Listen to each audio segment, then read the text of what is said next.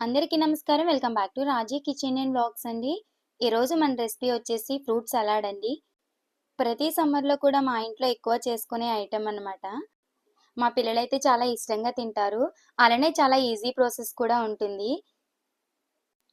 So, ఎలా తయారు చేసుకోవాలి అనేది చూసేద్దాము.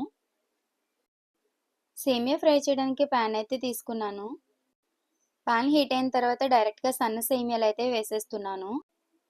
కావాలి అనుకుంటే నెయ్యితో కూడా ఫ్రై చేసుకోవచ్చు. బట్ నేనైతే డ్రై ఫ్రై చేస్తున్నాను. ఈ సేమియా వచ్చి చాలా త్వరగా ఫ్రై అవుతుంది. సో, చూసుకొని ఫ్రై చేసుకోవాలి. లేదంటే మాడిపోతుంది.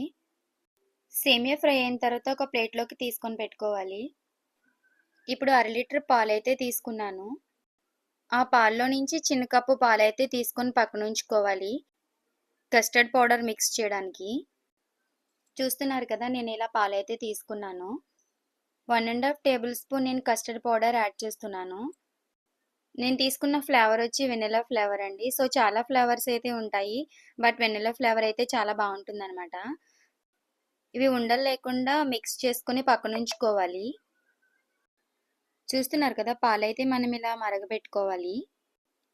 పాలు మరిగిన తర్వాత మనం ఫ్రై చేసి పెట్టుకున్న సేమియా కూడా దీంట్లో వేసేసుకోవాలి. సేమియా వేసిన తర్వాత ఎక్కువ సేపు అదేమీ బాయిల్ అవసరం లేదు. కొంచెం సేపటికే అది బాయిల్ అయిపోతుందనమాట.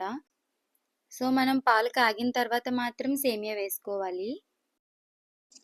ఆ సేమియా వేసిన 1 మినిట్‌కే మనం ముందుగా మిక్స్ చేసి పెట్టుకున్న కస్టర్డ్ పౌడర్ అయితే వేసుకొని మిక్స్ చేసుకోవాలి. అలానే మీ టేస్ట్‌కి తగ్గట్టు షుగర్ కూడా యాడ్ చేసుకోవాలి. కస్టర్డ్ పౌడర్ వేసిన తర్వాత కొంచెం తీయగానే ఉంటుంది. సో, చూసుకొని అడ్జస్ట్ చేసుకోవాలి మనం. ఇవన్నీ వేసిన తర్వాత 1 ఆర్ 2 మినిట్స్ పాటు ఉంచి ఫ్లేమ్ ఆఫ్ చేసేసుకోవాలి. లేదంటే మరీ థిక్‌గా వచ్చేస్తుంది. మనం దీన్ని ఫ్రిడ్జ్‌లో పెట్టినప్పుడు ఇంకా గడ్డలాగా అయిపోతుందనమాట. సో, చూస్తున్నారు కదా! ఈ స్టేజ్‌లో ఉండగా మనం ఫ్లేమ్ ఆఫ్ చేసేసుకోవాలి ఇంకా. ఇది కొంచెం చల్లగా అయిన తర్వాత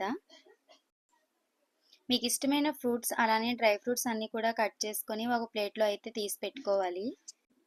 ఈ సేమియా కొంచెం చల్లగా అయిన తర్వాత ఇవన్నీ కూడా దాంట్లో వేసుకొని మిక్స్ చేసుకోవాలి. ఇవన్నీ మిక్స్ చేసుకున్న తర్వాత మనం ఫ్రిడ్జ్‌లో పెట్టుకొని కూల్ అయిన తర్వాత తింటే చాలా బావుంటుంది. అంతేనండి. ఎంతో యమ్మీ అండ్ టేస్టీ ఫ్రూట్ సలాడ్ అయితే మనకి రెడీ అయిపోయింది. ఇటువంటి ఈజీ రెసిపీస్ కోసం అండ్ టేస్టీ రెసిపీస్ కోసం రాజీ కిచెన్ అండ్ వ్లాగ్స్ అండి. నా ఛానల్ అయితే సబ్స్క్రైబ్ చేయండి. మీ ఫ్రెండ్స్ అండ్ ఫ్యామిలీ అందరికీ కూడా షేర్ చేయండి. Thank you so much. అందరికీ నమస్కారం.